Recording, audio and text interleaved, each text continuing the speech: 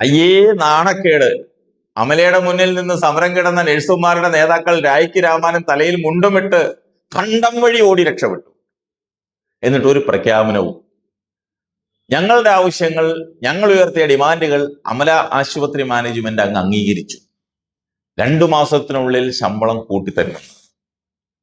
അങ്ങനെ ഒരു ചർച്ചയും നടന്നില്ല, മാനേജ്മെന്റ് വാഗ്ദാനവും നൽകിയില്ല എന്നതാണ് നമുക്ക് മനസ്സിലാക്കാൻ കഴിയുന്നത്. അതിന്റെ യാഥാർത്ഥ്യം ഒന്ന് കേൾക്കാം. അമല മെഡിക്കൽ കോളേജിൽ 3 മാസത്തിലേറെയായി നടക്കുന്ന സമരത്തിൽ നിന്ന് അമലയിലെ UNA സംഘടന പിൻവാങ്ങിയതായി അറിയുന്നു.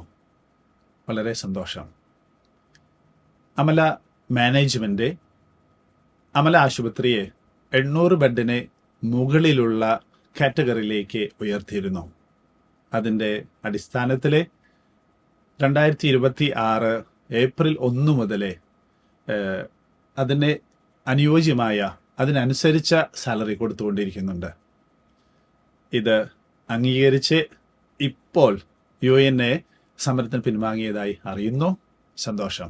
അമല മെഡിക്കൽ കോളേജിൽ 2026 ഏപ്രിൽ 1 മുതൽ നൽകുന്ന ഈ സാലറി ജൂബിലി മിഷൻ മെഡിക്കൽ കോളേജിലെ 2017 ഒക്ടോബർ മുതൽ കൊടുത്തുകൊണ്ടിരിക്കുന്നുണ്ട്.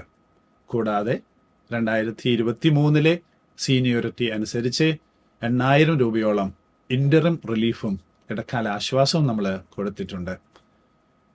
അപ്പോൾ ഉയരുന്ന ഒരു സംശയമുണ്ട്.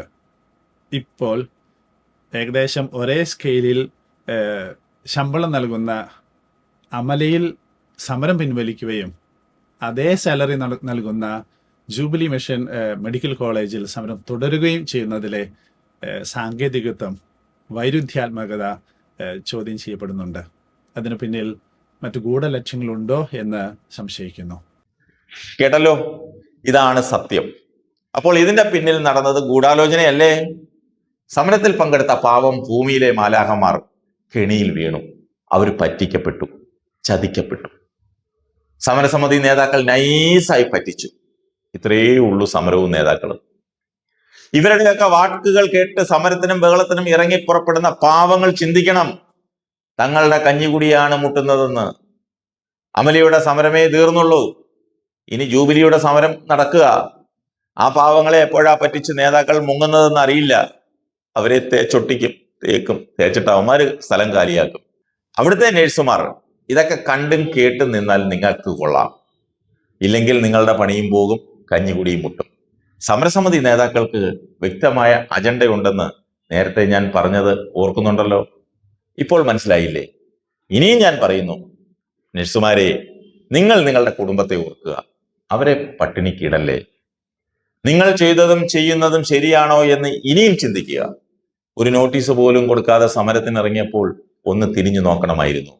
90% പൊതുജനങ്ങളും യൂണിയൻ, സമരം എന്നിവയൊക്കെ വെറുത്ത ഒരു സംസ്ഥാനമാണ് കേരളം. ഇത്രയും നാൾ സമരം ചെയ്ത് എന്താണ് മിച്ചം? ഉള്ള ശമ്പളവും പോയി, തിരികെ ജോലിക്ക് കയറ്റത്തുമില്ല. പെട്ടതാര? നിങ്ങളോ അതോ സമരസമിതി നേതാക്കളോ? ക്രൈസ്തവ സഭയെയും സ്ഥാപനങ്ങളെയും തകർക്കാൻ പല ലോബികളും ഇതിന്റെ പിന്നിൽ പ്രവർത്തിക്കുന്നുണ്ട്. സ്വകാര്യ ആശുപത്രികളിൽ ഏറ്റവും കൂടുതൽ ആനുകൂല്യങ്ങൾ കൊടുക്കുന്നവയാണ് അമലയും ജൂബിലി. സർക്കാർ തീരുമാനം വന്നാൽ ഇനിയും കൊടുക്കുമെന്ന് അവർ പറയുന്നു. എന്നിട്ടും തെറിവിളിയും ഭീഷണിയും അപമാനപ്പെടുത്തലും. സർക്കാർ തീരുമാനം വരുന്നത് വരെ പോലും കാത്തു നിൽക്കാൻ ക്ഷമയില്ലാത്തത് ബാഹ്യ ഇടപെടലും ഗൂഢാലോചനയുമാണ്. സമരക്കാർക്ക് പുറത്തു നിന്ന് ഫണ്ട് കിട്ടുന്നോ എന്ന് പോലും സംശയിക്കേണ്ടിയിരിക്കുന്നു. ഏതായാലും നമുക്ക് കാത്തിരിക്കാം സമരക്കാർ ജൂബിലിയുടെ മുന്നിൽ എന്താ ചെയ്യാൻ പോകുന്നതെന്ന് മനസ്സിലാക്കാൻ.